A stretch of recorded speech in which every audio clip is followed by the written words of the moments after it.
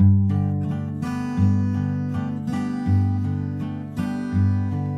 a abrir la escritura en el libro de los Hechos, en el capítulo 9. Hechos de los Apóstoles, en el capítulo 9, es un capítulo que nosotros conocemos bastante. La palabra del Señor nos enseña allí cómo fue la conversión de Saulo de Tarso, cómo el Señor le salva a Saulo. Pero más allá de entrar ahora en esta mañana a la conversión de Saulo, yo había notado que en los dos primeros versículos hay una palabra que me llamó mucho la atención y quiero compartirla también con la iglesia en este estudio. Es una palabra muy bonita, es una palabra que debe también llamarnos a la meditación, a la reflexión, y también debe de llevarnos a nosotros, o debe conducirnos a glorificar al Señor. Yo quisiera que leamos solamente los dos primeros versículos en esta mañana. Y la palabra del Señor dice: Saulo, respirando aún amenazas y muerte contra los discípulos del Señor, vino al sumo sacerdote y le pidió cartas para las sinagogas de Damasco, a fin de que si hallase algunos hombres o mujeres de este camino, los trajese presos a Jerusalén. El Señor bendiga su palabra. Y el título que vamos a poner a nuestra enseñanza de la escuela dominical esta mañana es Cristianismo, un camino distintivo. Un camino distintivo, el cristianismo, ¿no? Y vamos a pedir la ayuda del Señor para que a partir de este pasaje que hemos leído, donde encontramos esta palabra, nosotros comencemos nuestra reflexión. Dice la Escritura: y le pidió cartas para las sinagogas de Damasco, a fin de que si hallase algunos hombres o mujeres de este camino, los trajese presos a Jerusalén. ¿A qué se refiere Pablo cuando dice este camino? ¿A qué se refiere él? Porque tiene que tener algún significado, y quienes le escucharon decir de esta manera, ellos sabían, entendían perfectamente qué era lo que Pablo quería decir. Yo quisiera comenzar, hermanos, ya haciendo la introducción a nuestro tema, porque yo creo que entendemos perfectamente qué cosa es lo que Saulo de Tarso está diciendo en estas palabras. Cristianismo, así se le reconoce como cristianismo a la fe por la que caminan todos los discípulos redimidos, todos los discípulos del Señor. Cristianismo es el camino por el que caminan todos los discípulos del Señor. Por eso es que hay una diferencia. Hay una diferencia, y esa diferencia está marcada en las palabras de Saulo. Este camino, este de aquí. Dame cartas, vamos a pedir cartas a la sinagoga de Damasco, para que los que andan por este camino, no por este, tampoco por este, tampoco por ese, sino por este camino, a esos vamos a matarlos. Eso es lo que está diciendo Saulo. Y yo he querido añadir pues al título de nuestra enseñanza una palabra que es distintivo. Por eso yo les decía, cristianismo, un camino, podría quedarme ahí, pero no, es un camino distintivo.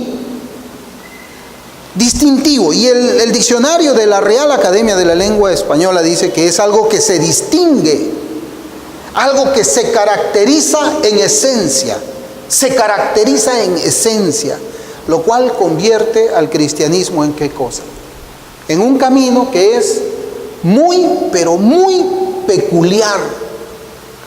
Es un camino distinto. Es un camino diferente. Y en el Nuevo Testamento, yo estaba revisando que se usa 2 veces más esta misma palabra camino para recibirse al cristianismo. Y ellas se encuentran también en el libro de los Hechos. Si vamos al capítulo 19 de Hechos, Hechos capítulo 19, vamos a leer en el versículo 8 y 9 primero, y la palabra del Señor nos enseña lo siguiente. Y entrando Pablo en la sinagoga, habló con denuedo por espacio de 3 meses, discutiendo y persuadiendo acerca del reino de Dios. Pero endureciéndose algunos y no creyendo, maldiciendo el camino delante de la multitud, se apartó Pablo de ellos y separó a los discípulos, discutiendo cada día en la escuela de uno llamado Tirano.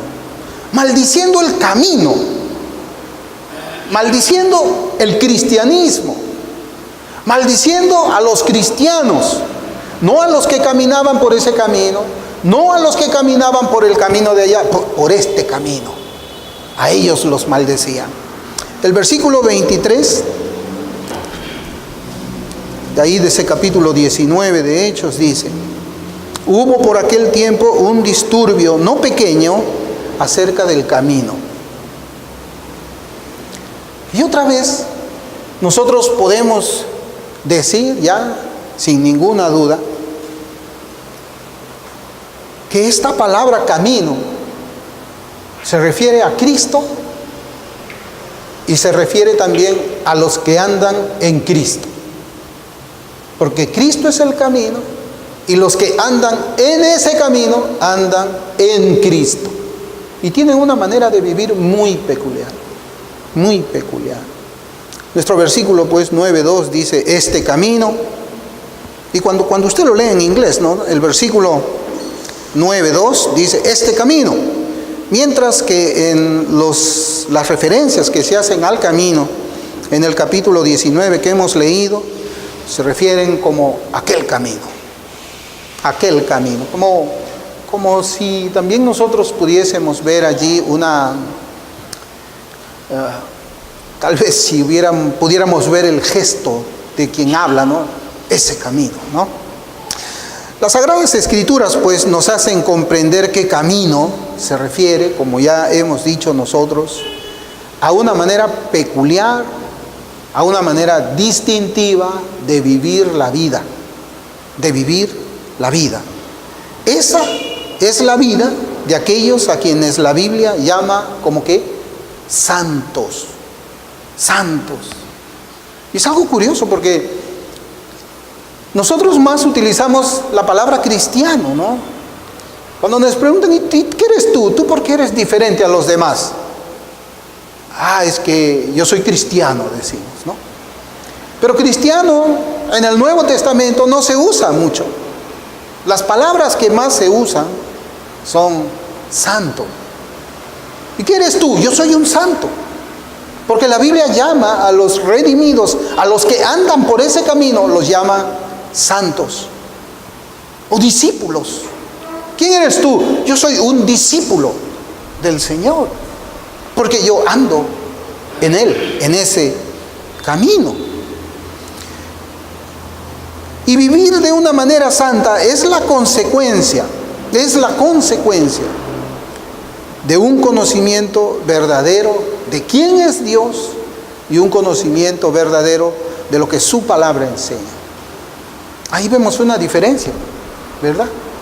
Porque en nuestros días nosotros podemos encontrarnos con muchos que andan bebiendo licor. Y bueno, suena que digan que son cristianos, pues bueno, todo el mundo es cristiano, hasta los católicos dicen que son cristianos también. Pero ya sería diferente si encontramos tal vez a alguien que está bebiendo un licor sin embriagarse y se le pregunta, ¿y tú quién eres? Yo soy un santo, ¿no? Pero tengo acá como que no, ¿verdad? No va, ¿no? O estás fumando tu cigarro, ¿y tú quién eres? Yo soy un discípulo del Señor Jesús, con tu cigarro en la mano. No suena bien. Pero lo que sí pega en nuestros días es cuando vemos esa clase de abominaciones que se enseñan y se practican en la iglesia. Es cuando los ven tomando, los ven fumando, los ven en bailes, los ven, no sé, ¿Y tú quién eres? Soy cristiano. Bueno, porque ahora la palabra cristiano ha perdido su esencia, ha perdido esa cosa que le hacía distintiva de los demás. Ya no. Cristiano ahora es, perdón por la expresión, cualquiera. Cualquiera. Y tal vez nosotros deberíamos pensar en retroceder más bien a la terminología bíblica y decir de nosotros mismos lo que Dios dice de cada uno. Soy un santo. Soy un discípulo de Cristo. Yo ando en el camino. Pues claro, ¿en qué camino andas tú? Bueno, el camino en el que yo ando se conoce por lo que yo hablo, por lo que yo hago, por lo que yo dejo de hacer. Eso. Sin embargo, hermanos, nosotros ya estamos viendo por ahí, también sabemos por las Escrituras que los santos o creyentes, como le llama también la Biblia, fueron llamados como cristianos. En Antioquía, eso está en Hechos 11, 25, 26, dice: después fue Bernabé a Tarso para buscar a Saulo, y hallándole le trajo a Antioquía, y se congregaron allí todo un año con la iglesia y enseñaron a mucha gente, y a los discípulos se les llamó cristianos por primera vez en Antioquía. A los discípulos se les llamó cristianos, a los santos se les llamó cristianos, a los redimidos se les llamó cristianos. Pero ahora pues vemos cristianos que no tienen absolutamente ningún distintivo de santo, no tienen ningún distintivo de redimido, no tienen distintivos que vemos en la Escritura. Entonces, cuando leemos que al cristianismo se le llama camino, se incluye en esa palabra tanto el aspecto doctrinal como el aspecto práctico, el aspecto de vida, el aspecto que ha terminado, esa doctrina que ha terminado influenciando completamente el corazón, la mente y la vida de la persona salvada. Eso es lo que ha hecho Cristo en la cruz. Cristo no murió para dar solamente salvación sin dar poder. ¿Podemos imaginar eso, hermano? Porque eso es lo que se cree. ¿Dónde quedan entonces esos pasajes del Antiguo Testamento cuando la Escritura nos enseña que Dios dice que Él cambiará el corazón de piedra y pondrá uno de carne? ¿Dónde queda eso?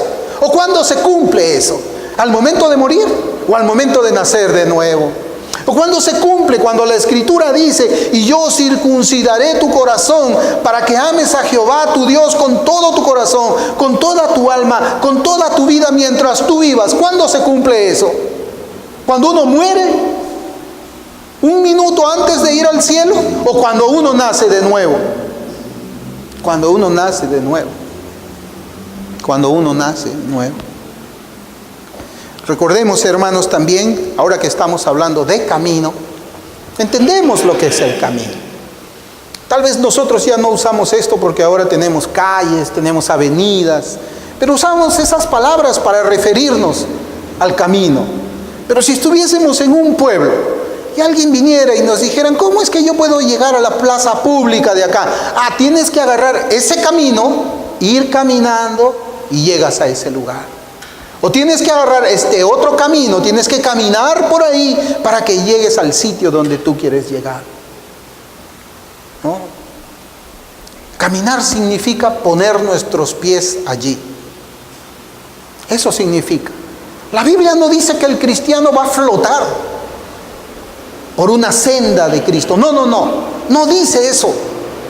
Dice que el creyente camina por un camino. Y yo me recordaba, hermanos, ya que estábamos diciendo caminar por un camino, yo recordaba cuando Moisés fue llamado por el Señor y se le dice a él que se quite el calzado porque el lugar en el que él estaba era tierra santa. Y yo recordaba también cuando Josué le dice al Señor, hablándole de la misma manera: quita el calzado de tus pies porque el lugar donde estás es santo. Josué 5:15. Y yo pregunto, hermanos, ¿ese camino del cual habla la Biblia como cristianismo es un camino santo o no es un camino santo? ¿Deberíamos nosotros andar sin sandalias por ese camino o no deberíamos andar por ese camino sin sandalias. Pero ¿qué cosa significa descalzarse? Descalzarse. ¿Qué significa descalzarse? Descalzarse en esos días era como en nuestros días, como quitarse el sombrero. Cuando usted está usando sombrero delante de alguien importante, usted se lo quita. Cuando usted está a punto de entonar el himno nacional y usted usa un sombrero, usted se quita el sombrero en lugar, como una señal de respeto. Cuando usted está delante de una autoridad, bueno, nosotros podemos ver que esa es la práctica de los católicos. Cuando están delante del Papa se quitan su sombrero en señal de respeto. Es una señal de respeto, pero no solamente de respeto. Descalzarse significaba también sumisión. Respeto y sumisión. Matthew Henry así lo enseñó en sus días. Juan Wesley también lo enseñó en su tiempo. Ambos hombres de Dios recalcaban en la debida preparación del alma para acercarse a Dios en señal de adoración. Yo les pregunto, aquellos que están por ese camino, ¿andan descalzos? Entendiéndose una señal de respeto, entendiéndose una señal de sumisión. ¿Sí entendemos lo que es sumisión? Someterme a alguien, ¿entendemos? Someterme a alguien es ponerme bajo la voluntad de otro. Y respeto es respeto. Pero no. Hoy día andan muchos por ese camino con sus sandalias puestas. Con esas sandalias, y yo creo, hermanos, que cuando habla el Señor a Moisés y a Josué de esa manera es porque en esas sandalias estaba el polvo del mundo. Y el mundo no podía entrar ni siquiera en polvo al lugar donde Dios se manifiesta.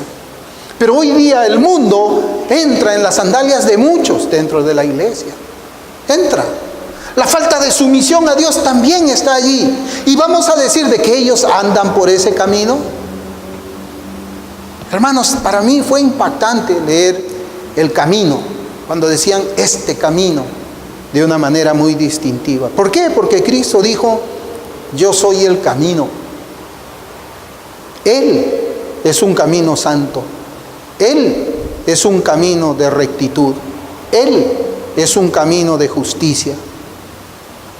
Donde todos los peregrinos que andan en Él se caracterizan por una vida muy peculiar y muy distintiva. Porque si el camino es así, ¿cómo deben de ser los que andan por ese camino?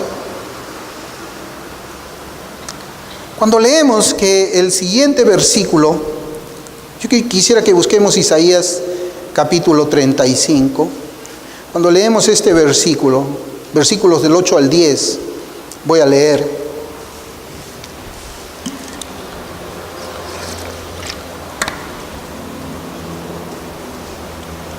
Acá tenemos en este pasaje una mayor claridad en cuanto a las características morales, características morales del camino cristiano. Isaías 35, versículos del 8 al 10 dice, y habrá allí calzada y camino, y será llamado camino de santidad. No pasará inmundo por él, sino que él mismo estará con ellos. El que anduviere en este camino, por torpe que sea, no se extraviará. No habrá allí león, ni fiera subida por él, ni allí se hallará para que caminen los redimidos. Y los redimidos de Jehová volverán y vendrán a Sión con alegría y gozo perpetuo sobre sus cabezas, y tendrán gozo y alegría y huirán la tristeza y el gemido. Hermanos, es camino de santidad. Y si usted se da cuenta, no solamente habla del camino como un camino, sino como una persona. Como una persona. Es camino de santidad y no pasará inmundo por él. No pasará inmundo por él. Hermanos, cuando nosotros podemos ver la influencia del mundo en uno que dice que es cristiano, en uno que dice que está en el camino, en uno que dice que ha sido redimido bajo la autoridad de este versículo, tenemos que decirle, tú no estás en el camino. Porque inmundicia viene de la palabra mundo. Tú no estás en este camino. Cuando aquel que quiere venir a adorar con Rahab al Señor no le está demostrando respeto, está viniendo con inmundicia. Pero un inmundo no puede caminar por el camino de Cristo, de acuerdo a este pasaje. Porque este versículo dice, no pasará inmundo por él. No pasará, y Dios es veraz. No hay inmundo en este camino. Los inmundos que están dentro de la iglesia están en otro camino.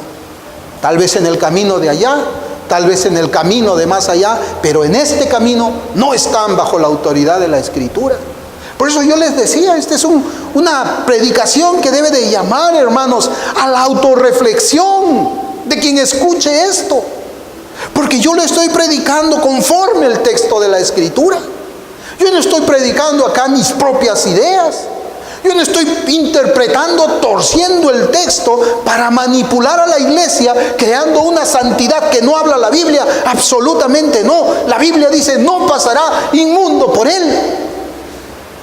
Y ciertamente que Dios es veraz. Así que cuando nosotros vemos a alguien que dice que es cristiano, que es reformado, que tiene sana doctrina, pero está influenciado del mundo, es decir, vive en inmundicia, se ha engañado. Se ha engañado. No está en este camino. Se ha engañado. Y se enojará cuando leamos este versículo. Y dice también, y vendrán a Sión con alegría. ¿Qué es Sión? ¿A qué se refiere Isaías cuando dice y vendrán a Sión? ¿Acaso se está refiriendo a Jerusalén, la terrenal? ¿Acaso está diciendo de que todos, el inmundo que no camina por ahí, sino aquel que es santo, va hacia Sión? ¿A qué habla? ¿Qué se refiere? ¿Se refiere a Jerusalén, la terrenal, o a Jerusalén, la celestial? Hermanos, aquí habla del cielo. Aquí habla del cielo. Y lo que nosotros aprendemos de este versículo que hemos leído en Hechos, capítulo 9, es que Cristo es el único camino al Padre. Los redimidos vendrán a Sión con alegría. Es un camino santo donde el inmundo no puede caminar por él. Es lo que dice la Biblia. Sin embargo, en nuestros días, decir solamente que Cristo es el único camino al Padre, que Él es el único camino a la vida eterna, que Él es el único camino al cielo, suena para muchos como algo muy cerrado. Muy cerrado. Es una expresión intolerante. Claro, decirle a alguien, ¿sabes una cosa? Cristo es el único camino al cielo. No, es que a mí me han dicho que todos los caminos conducen a Roma. Todas las religiones conducen a Dios. Hemos escuchado aún de predicadores. ¿Eso no lo ha enseñado acaso Billy Graham? ¿Que Cristo no es necesario para ir al cielo? ¿Eso no lo enseña también Joel Osteen? Que muchas personas, sin haber escuchado de Cristo, sin haber tenido una Biblia en sus manos, solamente porque son sinceros en sus religiones falsas, van a terminar en el cielo. Por supuesto que lo han enseñado. Hay videos que lo enseñan. El testimonio de esa blasfemia, de esa herejía, está registrado ahí en la internet. Es algo que ellos ya no pueden borrarla. Está allí. Y es una pregunta cerrada, porque después uno dice, ¿qué pasa con mi religión? ¿Qué pasa con los judíos? ¿Que los judíos no van a ir al cielo? ¿Qué pasa con los mormones? ¿Que los mormones no van a ir al cielo? ¿Qué pasa con los romanos? ¿Los romanos no van a ir al cielo? Pues no van a ir, hermanos. No van. Según la autoridad de la Escritura, no van al cielo. Porque ellos no están en el camino. Y no estamos afirmando que todos los evangélicos irán al cielo. Yo no estoy diciendo eso. Absolutamente no.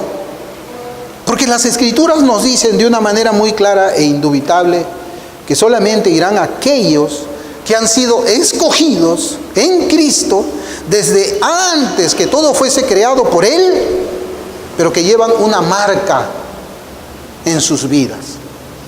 Porque ahora todo el mundo habla de la elección, la predestinación. Leen por acá, no, Dios ha predestinado, Dios es soberano. Sí, la elección, la predestinación, y me peleo con aquel que habla de la presciencia y no del decreto, y me peleo. Sí, pero la pregunta es, ¿usted qué discute de la predestinación? ¿Ha sido predestinado usted? Ha sido predestinado. ¿Cómo sabe usted que es predestinado? ¿O acaso la Biblia no nos enseña, hermanos, cuál es la característica de alguien que ha sido predestinado? Es verdad, nosotros no podemos ver a un incrédulo que ha sido predestinado y que la gracia todavía no le llega. No podemos ver. Nadie puede saber, el de allá es predestinado, el de allá no, el de allá sí, los 5 de allá no son predestinados. Nadie puede ver eso porque esa marca no existe antes de la conversión, pero sí existe después de la conversión. Si yo quiero saber si soy o no predestinado, no voy a apoyar mi predestinación en mi intelectualidad. No voy a apoyar mi predestinación o la certeza que he sido predestinado en mi adoctrinamiento. Yo lo voy a apoyar en la Escritura. Y hay 2 pasajes. En 2 de Tesalonicenses, capítulo 2, versículos 13 y 14. Y dice la Escritura: pero nosotros debemos dar siempre gracias a Dios respecto a vosotros, hermanos amados por el Señor, de que Dios os haya escogido desde el principio para salvación. Ahí está.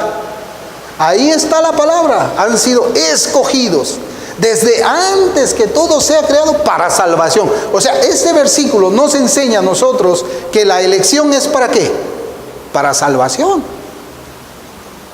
Pero ahí no termina. Si fuera hasta ahí diríamos, pues, no, bueno, yo digo soy salvo. No, pero dice, mediante la santificación por el Espíritu. Mediante la santificación por el Espíritu.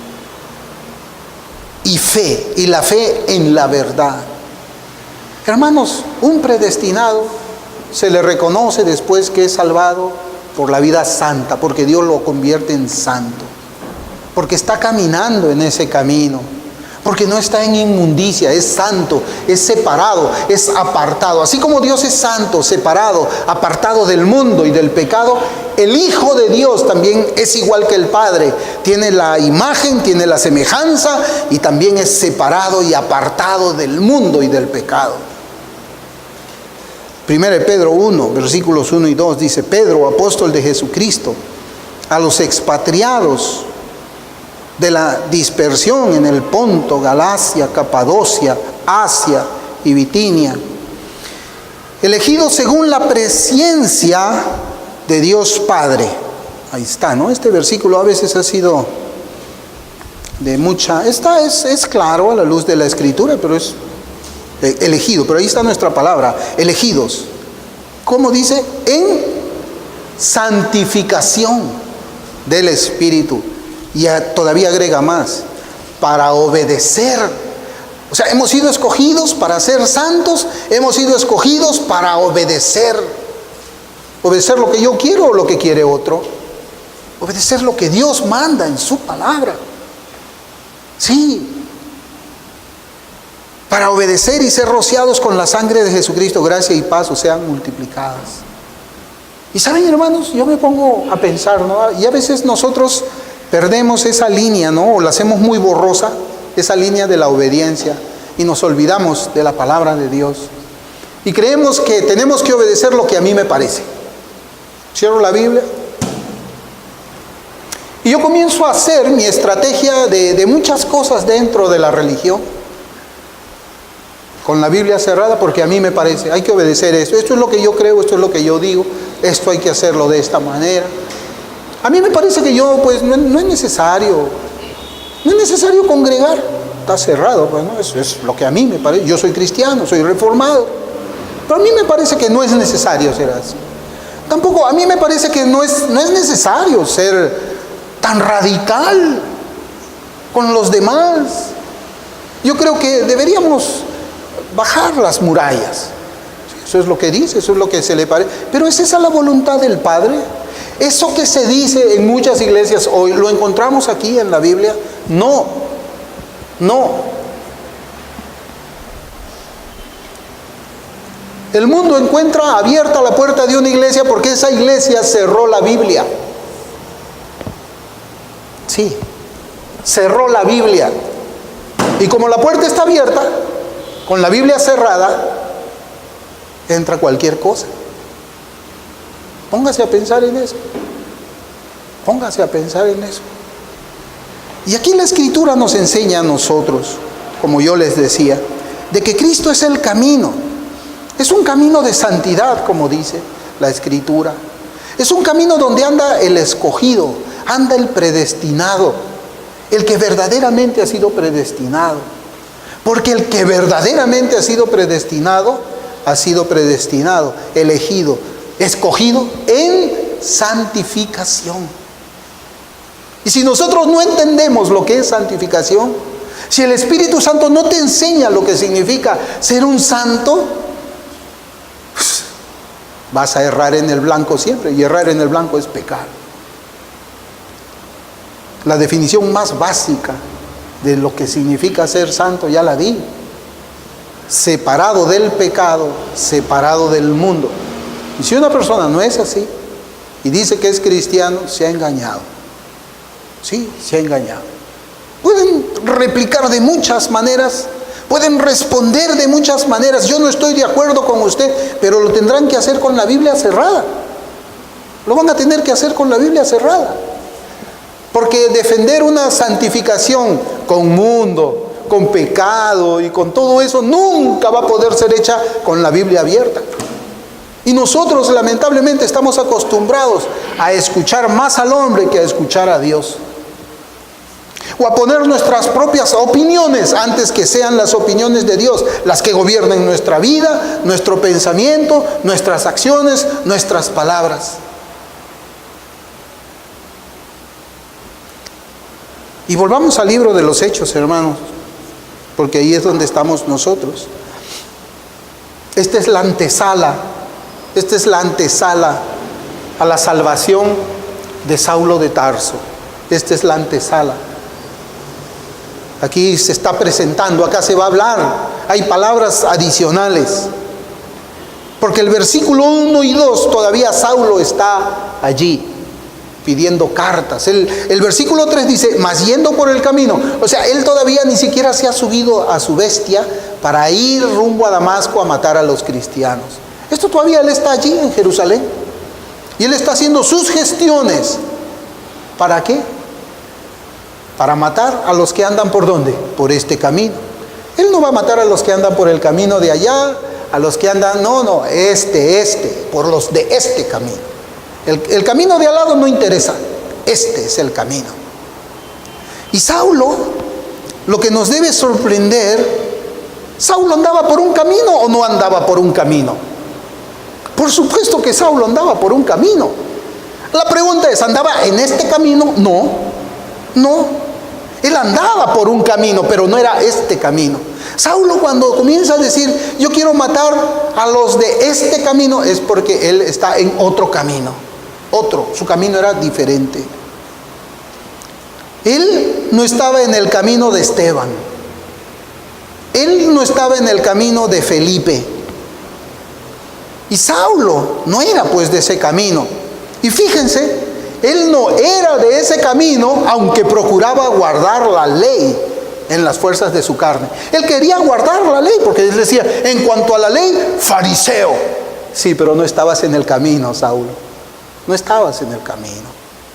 Aunque en el nombre de la religión asolaba, era celoso y mataba a los cristianos, en el nombre del Dios de Abraham, de Isaac y de Jacob, ¿sabes, Saulo? Tú no estabas en el camino.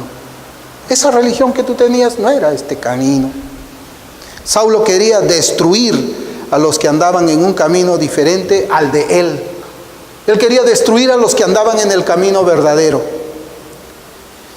Y además de ser un hombre lleno de la religión judía, porque eso era Saulo de Tarso, era un judío muy respetado. Y seguramente que hasta ahora algunos lo recordarán con mucho respeto en la religión judía.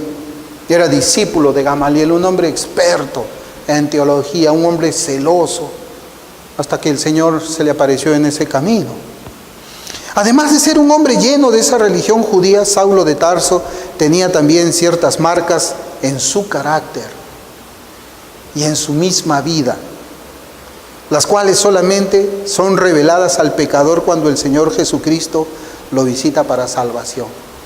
Y hermanos, yo siempre digo, ¿no? Satanás es muy astuto. Es muy astuto.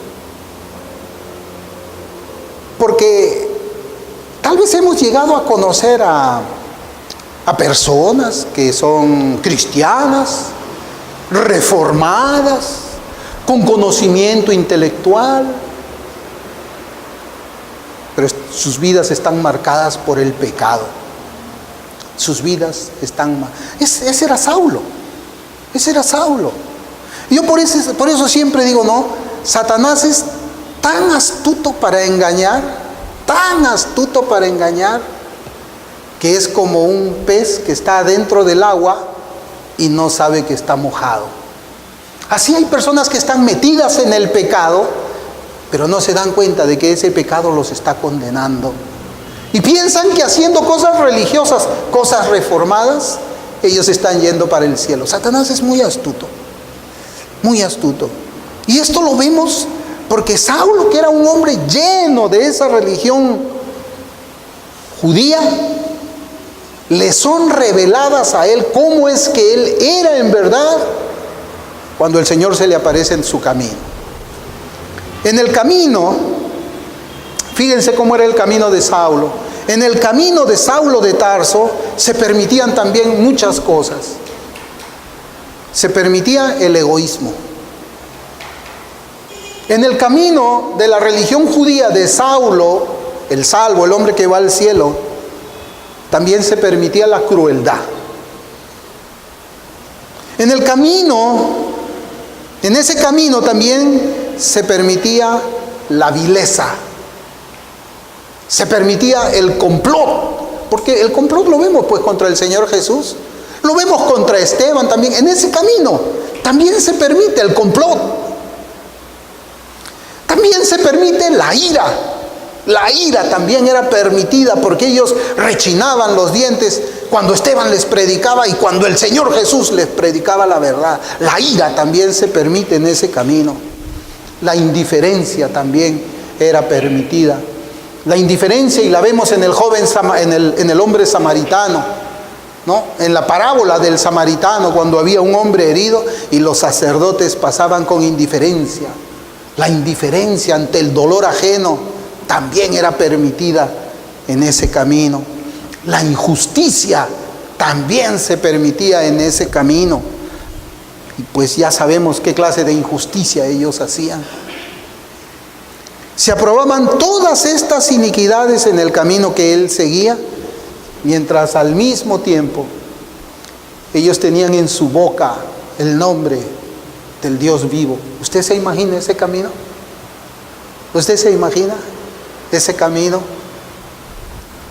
Hermanos, ¿y esto no le hace recordar a usted también la iglesia de hoy? ¿Cuántos en la iglesia de hoy tienen todas estas características de Saulo de Tarso antes de su conversión? ¿Cuántos? ¿En cuánto podemos ver crueldad? ¿En cuántos vemos vileza? ¿En cuántos vemos injusticia? ¿En cuántos vemos indiferencias? ¿En cuántos vemos complots? ¿En cuántos vemos ira? Y dicen, soy reformado. ¿Cuántos? Como dice Salomón, no hay nada nuevo debajo del sol. Puede que tenga diferentes nombres, pero no hay nada nuevo debajo del sol. Y hermano, ese camino, con todas esas cosas, también se ve es el que ofrece el catolicismo romano. El catolicismo romano te ofrece el cielo más la iniquidad, el cielo más la injusticia, el cielo más el pecado, el cielo más la mundanalidad. Pero ese no es este camino, ese es otro camino, ese es el camino que va allá. Y yo les voy a preguntar, ¿y quién persigue a esos? ¿Quién persigue a los que andan por ese camino? ¿Quién persigue a aquellos que andan en el camino del cielo más la inmundicia, el cielo más la injusticia, el cielo más la mundanalidad? ¿Quién los persigue a ellos? Nadie. Nadie los persigue, porque son del agrado del mundo y porque entre ellos, como son mundanos, se peinan unos a otros, se limpian unos a otros, se arreglan los unos a los otros. Pero al que quiere vivir piadosamente en Cristo Jesús, ¿qué le pasa? Aquel que anda por este camino sufrirá persecución. Sufrirá persecución.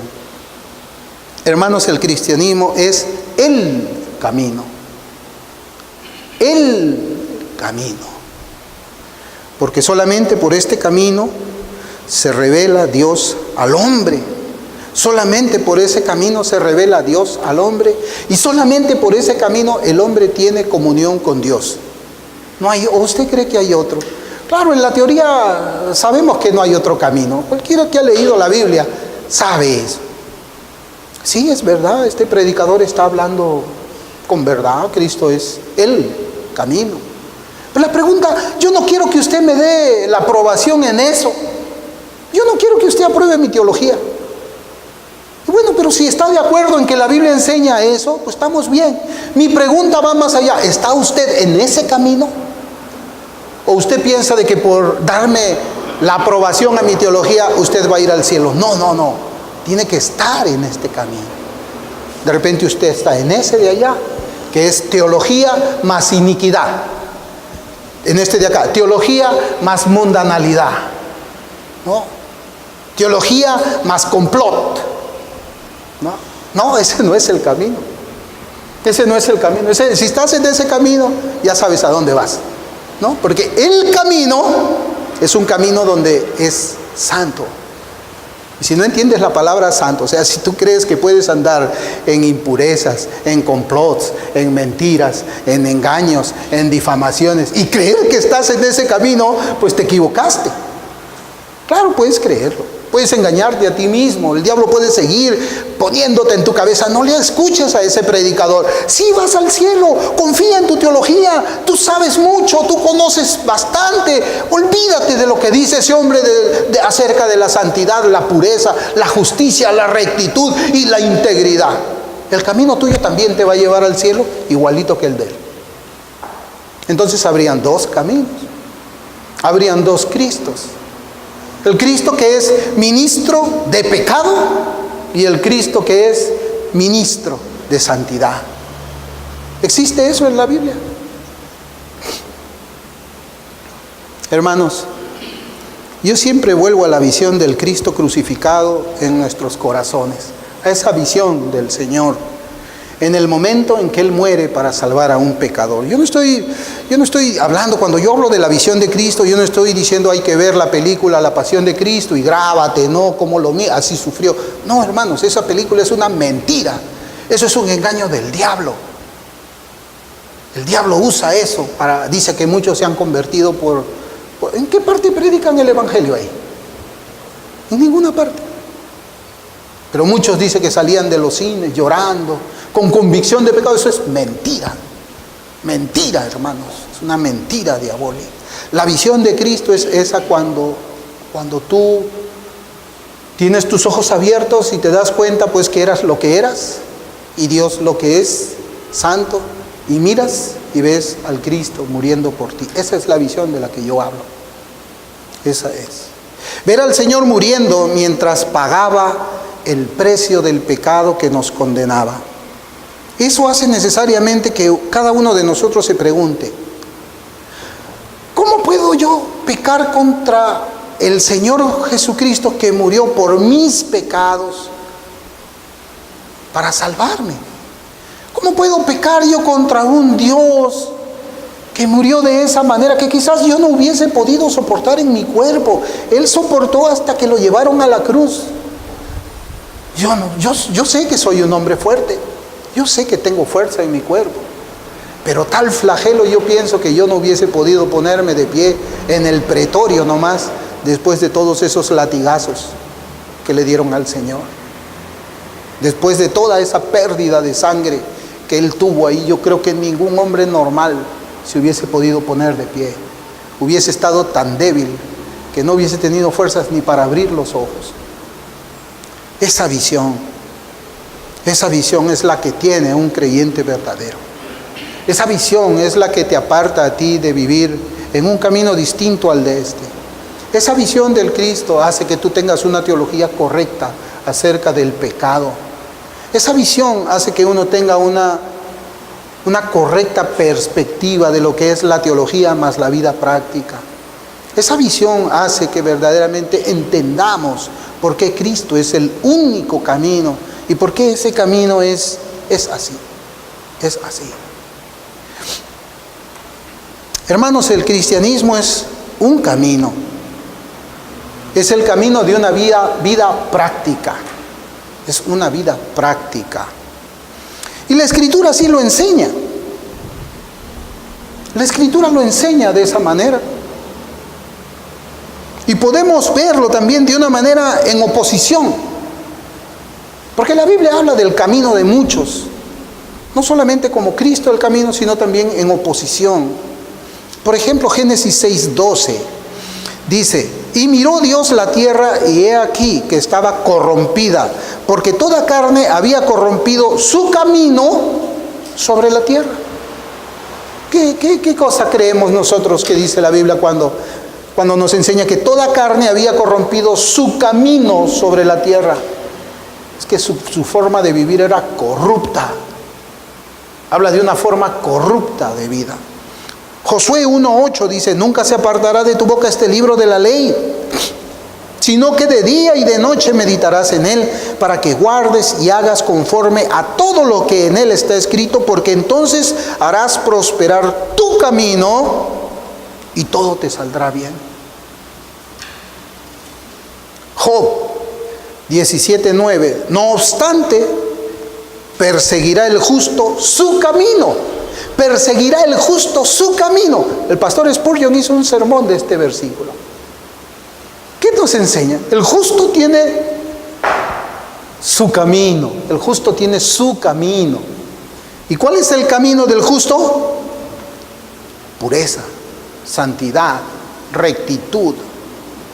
Salmo 1:1: bienaventurado el varón que no anduvo en consejo de malos, ni estuvo en caminos de pecadores.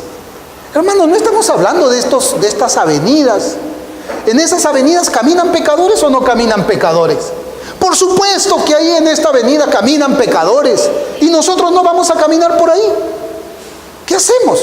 ¿Cómo nos trasladamos? ¿En paracaídas? ¿Cómo? No se refiere a pisar allí. Cuando habla del camino de pecadores, habla del estilo de vida de un pecador, que ya los he mencionado cuando estaba hablando yo de Saulo de Tarso. Ese mismo salmo en el versículo 6 dice: porque Jehová conoce el camino de los justos. ¿Qué significa conoce el camino del justo? ¿Qué significa conocer? ¿Que Él no es omnisciente? Lo que la Escritura enseña cuando dice conoce el camino de los justos, Él está diciendo ama el camino de aquel que anda en justicia. Salmo 37:7: guarda silencio ante Jehová y espera en él. No te alteres con motivo del que prospera en su camino, por el hombre que hace maldades.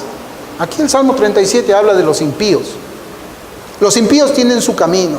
Los justos también tienen su camino. Y definitivamente los dos no conducen al cielo, ¿verdad? Salmo 119:14: me he gozado en el camino de tus testimonios, más que de toda riqueza. Me he gozado en el camino de tus testimonios. Yo sé que ustedes saben lo que esto significa, ¿verdad? Tal vez no tendrán las palabras, pero ¿qué significa me he gozado en el camino de tus testimonios? En ese mismo salmo, versículo 101: de todo mal camino contuve mis pies para guardar tu palabra.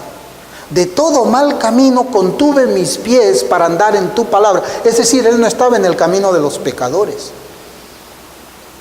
Él no vivía como pecador. Él no actuaba como hacen los pecadores. ¿Y cuántos hoy día conocemos que dicen reformados? Hagamos males para que vengan bienes. Así como le acusaban a Pablo. No, el cristiano no piensa así.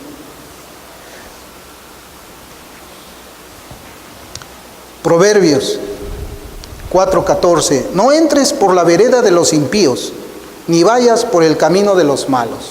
Esta es una interpretación bien interesante, ¿no? Porque dice la vereda de los impíos. Hermanos, acá tenemos así: esta es la avenida de los impíos, esta es la avenida de los santos. ¿Por qué avenida voy yo? No, acá habla de un estilo de vida. Proverbios 8:13: el temor de Jehová es aborrecer el mal, la soberbia y la arrogancia el mal camino y la boca perversa aborrezco. El mal camino aborrezco. Proverbios 15:9, abominación es a Jehová el camino del impío, mas él ama al que sigue justicia. Proverbios 15:19, el camino del perezoso es como seto de espinos, mas la vereda de los rectos como una calzada. Aquí ya habla, ¿no?, de conductas. La pereza es pecado.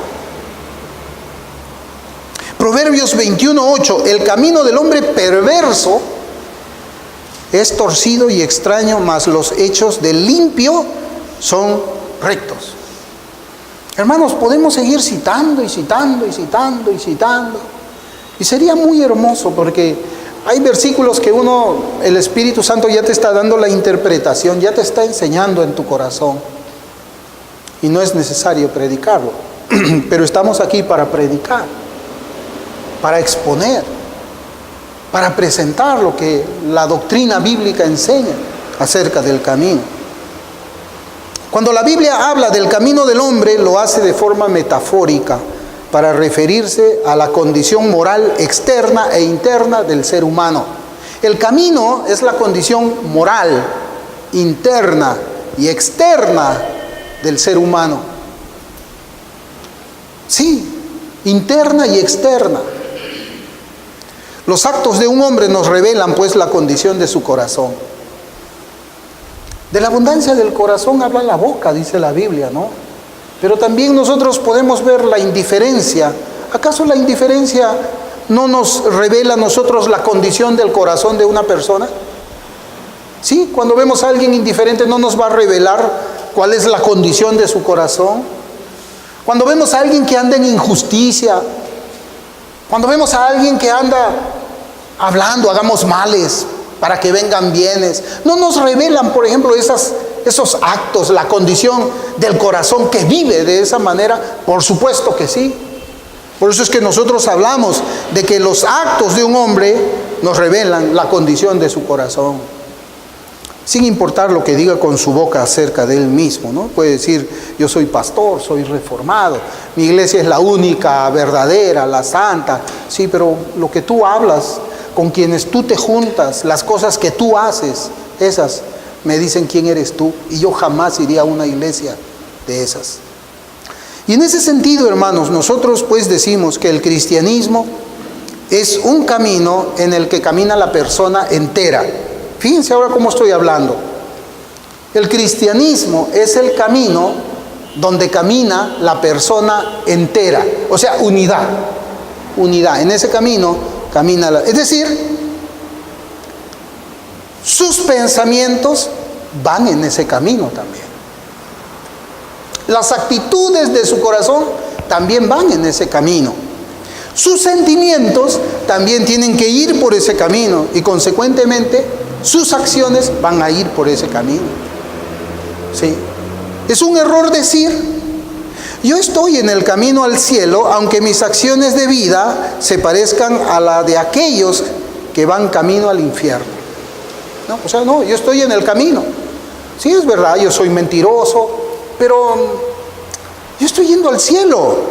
No, sí, es verdad, como era Saulo, ¿no? Saulo podía haber dicho, bueno, yo todavía mantengo todo esto, guardo todo esto para mí, pero ven para acá, cristianismo, yo también te abrazo a ti, abrazo el cristianismo, abrazo a Cristo y abrazo también todas esas inmoralidades que hemos leído acerca de Saulo, antes de que él, Saulo, ¿no? O sea, Saulo, cuando no era Pablo. No puede ser posible, hermano. No, una persona que actúa mal, que actúa como los que van al infierno, su corazón también está camino al infierno. Sus sentimientos también son los sentimientos de todos los que van al infierno. Sus pensamientos son los pensamientos de todos los que van por ese camino al infierno. Dios salva en unidad. O sea, no es que Dios te salva tu cuerpo, pero tu lengua no la salva. Dios salva en unidad, te salva, ¿no? Tu alma, tu cuerpo, tu corazón, tus sentimientos. Por eso es que hay un error hoy día. Hay un error hoy día cuando en el Gospel Coalition hablan del cristiano homosexual. Ellos dicen, es un cristiano reformado, evidentemente. Es un cristiano que todavía tiene atracción hacia hombres del mismo sexo. Fíjate lo que digo, tiene atracción, le gusta. O sea, si uno de esos viene aquí y de repente me mira a mí y siente atracción, y me mira con lujuria, me mira así con esas pasiones desordenadas, con esos sentimientos del diablo, comienza a mirarme. Pero como no me propone nada, es creyente. No, hermanos, uno se equivoca ahí, ¿no? O sea, Cristo no te ha salvado y te deja ahí todo eso metido adentro. Cristo cambia el corazón. Y cuando cambia el corazón, cambia el sentimiento. Por eso es que no puede haber una persona que diga, yo estoy en este camino, pero me gustan los varones. O sea, un varón que diga así. Yo estoy en este camino, pero todavía me gusta, soy codicioso. Yo estoy en este camino, pero todavía aborrezco al hermano. Yo estoy en este camino, pero el dinero es mi ídolo. Yo estoy... No, Dios cambia el corazón. Dios te salva en unidad. Y te salva de una sola vez, no te salva en partes. Hoy día te salva acá, mañana te salva tu pensamiento. El último minuto antes que muera te salva el corazón. No. En ese camino va todo junto, todo junto. Por eso dice el Proverbios 23:7. Porque cuál es su pensamiento en su corazón, tal es él. El camino cristiano no es solamente un credo. El camino cristiano no es solamente un credo. Toda doctrina del Nuevo Testamento debe influenciar la conducta del creyente. Esa es la relación entre credo y creyente. Toda la doctrina del Nuevo Testamento debe influenciar la vida del que dice que es creyente.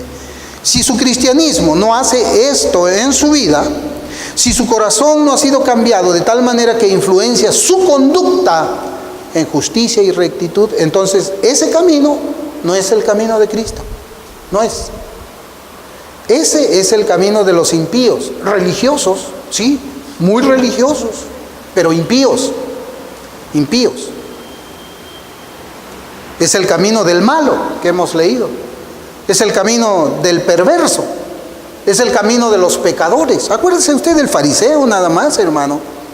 Acuérdese usted del fariseo. ¿Sí recordamos el fariseo? ¿No eran religiosos? ¿No ayunaban? ¿No daban sus diezmos? ¿No iban a la sinagoga fielmente? ¿No ayunaban? ¿No hacían oraciones? ¿No hacían todo eso? ¿Y eso lo salvó? No, hermanos. El cristianismo ofrece un camino distintivo, un camino peculiar, no es un camino religioso solamente. Por eso dice el Señor cuando acusaba a los fariseos y a los saduceos y a los escribas, en Mateo 23, versículo 23, mire cómo dice: ay de vosotros, escribas y fariseos hipócritas, porque diezmáis la menta y el eneldo y el comino y dejáis lo más importante de la ley, la justicia, la misericordia y la fe. Esto era necesario hacer sin dejar de hacer aquello. Esa era la religión de ellos. ¿Diezmó? ¿Cuánto diezmó? A ver, sí, hay que revisar. Ah, no, sí diezmó. Ay, buen hermano, sí. ¿Y cómo anda en justicia? No, eso no importa, está diezmando. ¿Cómo anda en rectitud? No, ¿para qué preguntas? Él está diezmando. Esa es la religión del fariseo. Y eso es lo que Cristo condenó. El cristianismo no es un camino de mera moralidad externa, es lo que Cristo nos enseña por medio de este pasaje. Y una Biblia comentada, que no es reformada, dice de esta manera de ese versículo, dice: eran totalmente inconscientes, habiendo perdido por completo el sentido de las proporciones en cuestiones espirituales, escrupulosamente celosos de las cosas exteriores más triviales, tales como todo lo relacionado con el diezmo de pequeñas semillas y plantas. Olvidaban los más importantes principios morales. No guardó el sábado. No está guardando el sábado. No está guardando el día de reposo, no lo guarda, el sábado no lo guarda. Tiene que guardar el día del Señor, tiene que guardar. Oye, pero anda hablando mentiras, no importa, tiene que guardar el día del Señor. Esa era la escrupulosidad, escrúpulo, ¿no? O sea, tan minuciosos eran ellos que lo que era moralmente importante lo dejaban a un lado. Ese no es el camino cristiano.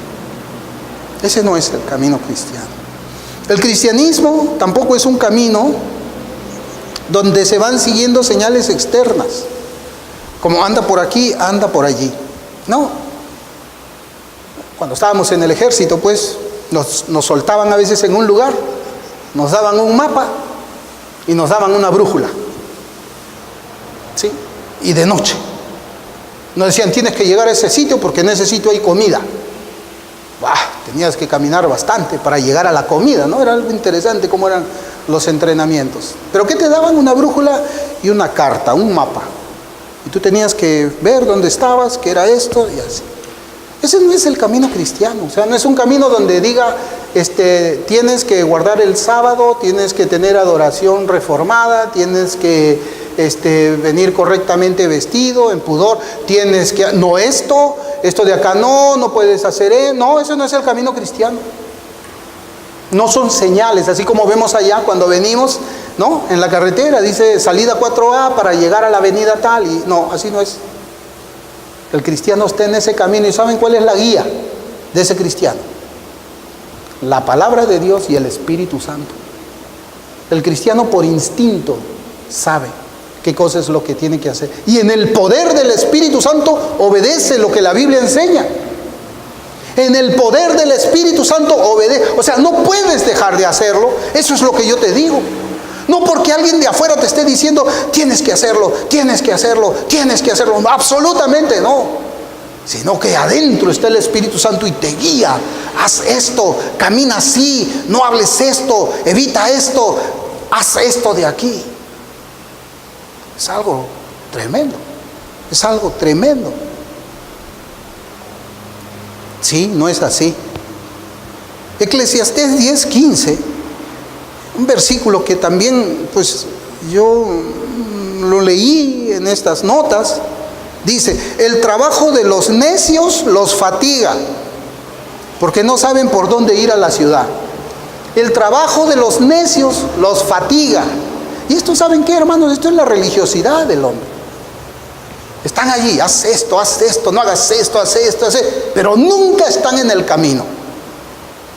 Pero creen que ellos van al camino, porque dice, el trabajo de los necios, o sea, ese trabajo, no hacer esto, no hacer esto, ese trabajo los fatiga, están cansados, porque no saben por dónde ir a la ciudad. No saben dónde está. No están en el camino, pues. No están en el camino. Finalmente, hermanos, el camino cristiano es un camino hacia nuestro hogar. Finalmente, el camino cristiano es el camino hacia nuestro hogar. Todas las otras maneras de vivir la vida de cualquier ser humano, y digo esto bajo la autoridad de la Biblia, conducen al infierno. Así de claro es. ¿Sí? Pues eres muy estrecho. Tú no das lugar, pero no, ni al mundo, no. Sí, pero bajo la autoridad de la Escritura. Y si alguien me dice que sí, que alguien puede ir abrazando la mundanalidad al cielo, yo lo desafío, aquí está la Biblia, y que me lo enseñe en la Biblia. Si alguien me dice que uno puede ir al cielo sin tener reverencia al Dios Santo, aquí está la Biblia, y yo lo desafío a que me lo enseñe. Si alguien me quiere decir que puede ir al cielo en iniquidad, aquí está la Biblia, y que me lo demuestre. Pero yo, bajo la autoridad de la Escritura, nunca he visto eso. El camino de Cristo es el único camino al cielo, y es una vida particular. No es un camino fácil. No es un camino fácil. Es así como el camino del peregrino, si usted lo ha leído. Es un camino donde a veces está así planito todo, pero de repente aparecen rocas, hay maleza, de repente está difícil, hay subidas que cansan mucho, hay valles también, como el del Salmo 23, aunque ande en valle de sombra de muerte, no temeré. Ese es el camino cristiano. Es un camino de dolor, es un camino de sufrimiento, pero también es un camino de gozo. Es un camino cansado, y es cansado porque tienes que cargar una cruz. Es un camino de desprecio, porque te van a despreciar por causa del nombre de Cristo. Pero es un camino que en algún momento sueltas esa cruz para que te den una corona. He peleado la buena batalla, dijo Pablo antes de ser muerto. Eso es el camino cristiano. Es una batalla constante con nosotros, con el pecado que mora en nosotros, con el mundo, contra los peligros de los de afuera y contra los peligros también de los falsos hermanos. Eso es el camino cristiano. Hermanos, no existe una vida mixta entre vivir en justicia 95% y 5% en la injusticia.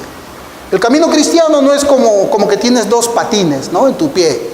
Un patín está en el camino de la rectitud y el otro patín está en el camino de la iniquidad, ¿no? Y tú crees que estás patinando al cielo. No, estás patinando al infierno.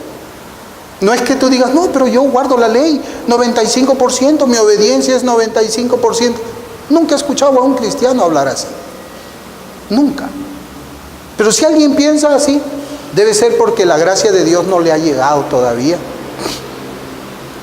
Y cuando hablo de vivir en un 5% en injusticia e impiedad, hablo de una justicia e impiedad consciente. Consciente. Yo soy consciente que Dios prohíbe esto, pero lo hago. Yo soy consciente que Dios dice que esto es pecado, pero lo hago. Eso es, hermanos, porque una cosa es pecar por ignorancia, otra cosa es pecar conscientemente. La ley de Dios me dice que yo haga esto, pero no lo voy a hacer. Eso es pecar con conciencia. Es decir, aquel que peca con conocimiento que sus actos, sus pensamientos, sus sentimientos claramente son iniquidades, pecados delante de Dios. Así es, así es. Ese camino de 95% y 5% es camino 100% que te lleva a la muerte. Sí. Y yo quisiera, hermanos, concluir citando una oración puritana que nos enseña qué cosa es el camino cristiano. Hay un libro que se llama El Valle de la Visión, que no sé si está en español, yo imagino que sí, que habla, allí nosotros podemos ver oraciones puritanas. Y esta mañana, antes de venir aquí muy temprano, yo había puesto unas oraciones puritanas y pues le iba traduciendo a mi esposa. El Valle de la Visión. Y esta oración dice así, y esto refleja cómo es el camino cristiano. Señor alto y santo, manso y humilde, tú me has traído al Valle de la Visión, donde vivo en las profundidades, pero te veo a ti en las alturas. Rodeado por montañas de pecado, contemplo tu gloria.